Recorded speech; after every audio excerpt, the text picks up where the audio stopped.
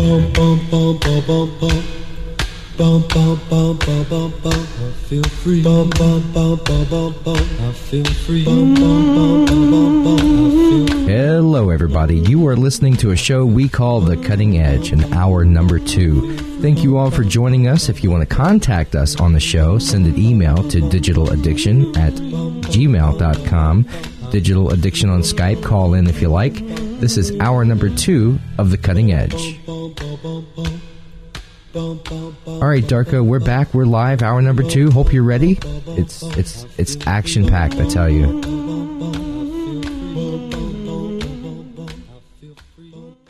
Oh, thank you, Delta.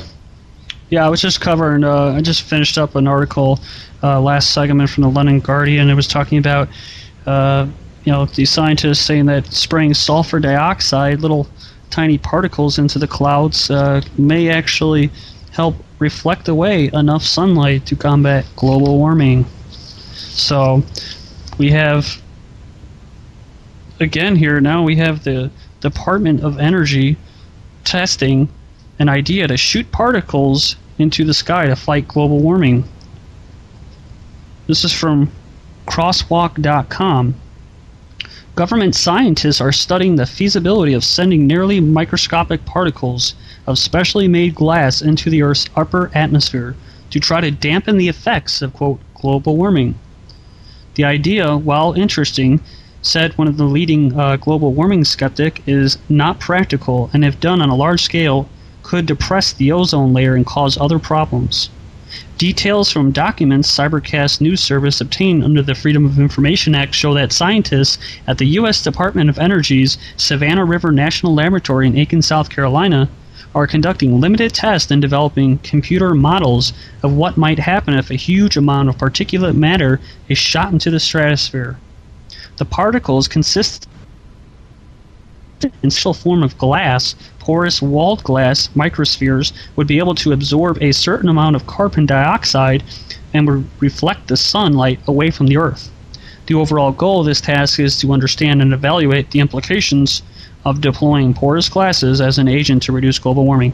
And, of course, that was the DOE's own quote. It says the government project began last year and ends on April 30th. So, see, they've already started doing this. That's what cracks me up. They're calling for it. Obama scientists are looking at doing it, yet they just go ahead and do it. That's what gets me. And that's when you start paying attention to news, TV shows, movies. They drop hints. They tell you, you know? And, of course, what do? We overlook most of it.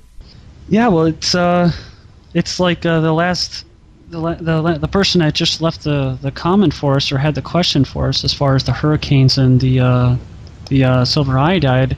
You know, one of the last things that he said was, you know, how could people look up to the sky and see all these little patterns and not, you know, question where's the plane, where, you know, what's going on, what's happening here.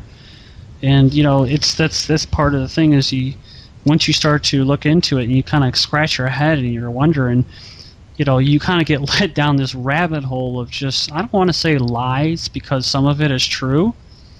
It's just that you get, unless you have the kind of, you know, like a bloodhound, you just want the truth, right? Because, you know, you don't want to be lied to, but you know that the government lies to us a lot, right? They lie to me, they lie to you. Absolutely.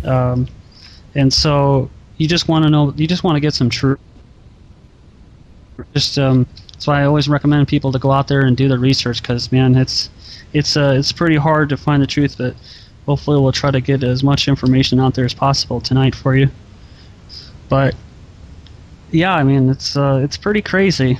They have some pretty good theories as far as you know what it is, because you go into the whole debates about whether it's a chemtrail or a persistent contrail, and they you know, these people want to argue that it is a persistent contrail, and yet I've never actually seen a commercial jet fly and leave a trail that lasts longer than 15 seconds or even 30 seconds for that matter.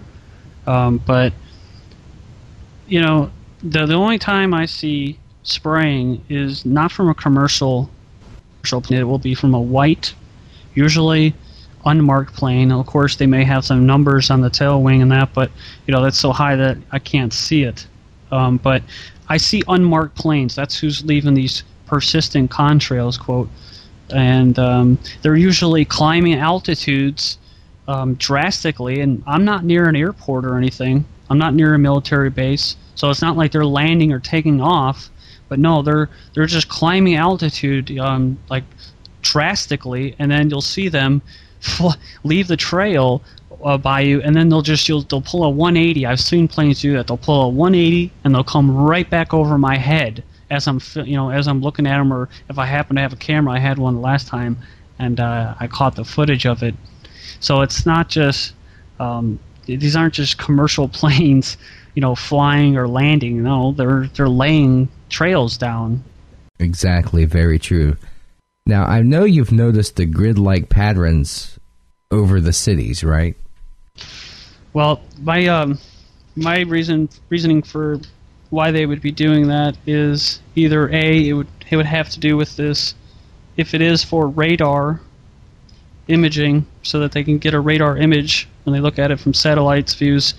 It has it's kind of like a conduit for their little grid when they, for imaging and that and radar, and they kind of just want to.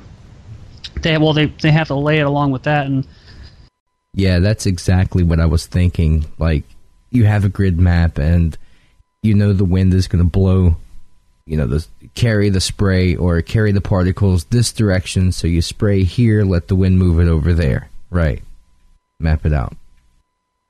Yeah, that's definitely part of it, and I think I mentioned a tiny bit of that as far as their success rate with that. They say that it depends on the wind speeds and all that. So yeah, it definitely. I mean, just observing it, you can see when they lie the tic-tac-toe patterns and the X's and that they stay in that kind of pattern. They stay in that pattern, and then they spread out. They disperse whatever the chemicals that they are. Like we were saying, silver. Iodine or aluminum oxide, barium oxide, silver iodide. It's whatever it is. it's a chemical, and it's reacting with each other, and that's what gives us those kind of fake, phony clouds, as I like to call them. And it's just like you said, yeah. That when they lay them, they're not laying them for that specific.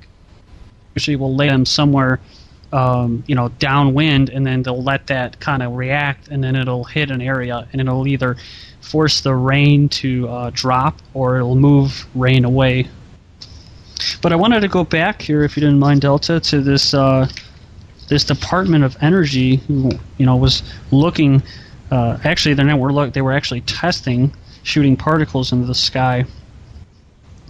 It says here, the Department of Energy did not speak with Cybercast News Service about the project, but scientists familiar with the line of research say it grows out of a proposal articulated by Paul Crutzen, who won the 1995 Nobel Prize for his work discovering that there is a hole in the ozone layer over the Antarctic.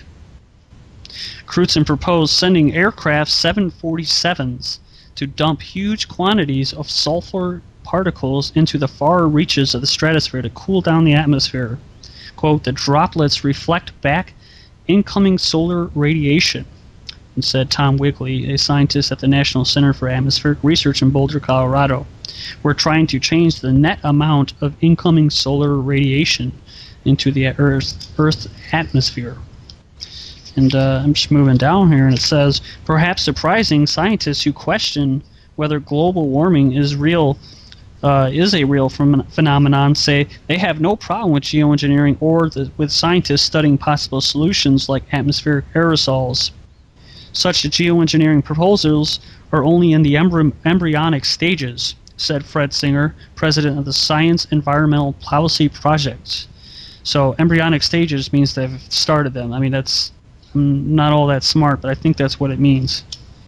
Global climate change is a natural phenomenon and not man-made, said there could be real-world and unwanted side effects if we were to ever test such theories on a large scale. Says if you do this on a continuous basis, you would depress ozone layer and cause all kinds of other problems that would rather be avoided. That's what he told Cybercast News Service. Michael said the overall idea